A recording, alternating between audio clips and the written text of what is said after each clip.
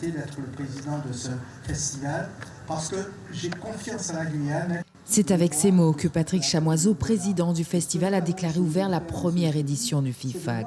Au programme de ce premier soir, 2 documentaires. Le premier, Modelo Estéreo, réalisé par le collectif Mario Grande, un documentaire franco-colombien qui raconte l'histoire d'un jeune incarcéré dans la prison Modelo de Bogota qui décide de participer à un programme culturel au sein de la prison afin de les aider dans leur réhabilitation.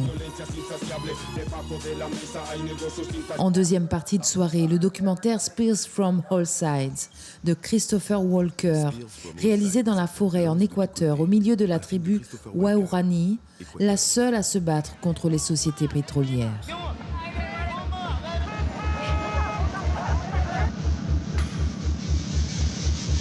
Ils étaient une bonne centaine de festivaliers installés dans les jardins du camp de la transportation, en plein air, sur des transats, à profiter de cette première projection.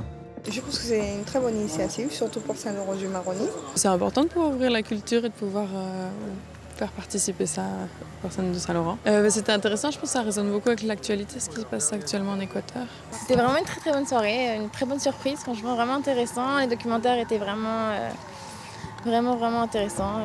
Un festival qui permet aussi aux réalisateurs de partager avec le public son expérience. On montre dans les films les choses que le gouvernement ne veut pas qu'on voit. Donc, et les situations comme ça, c'est sûr que le gouvernement, ils ont fait tout l'effort pour nous empêcher de tourner ces films.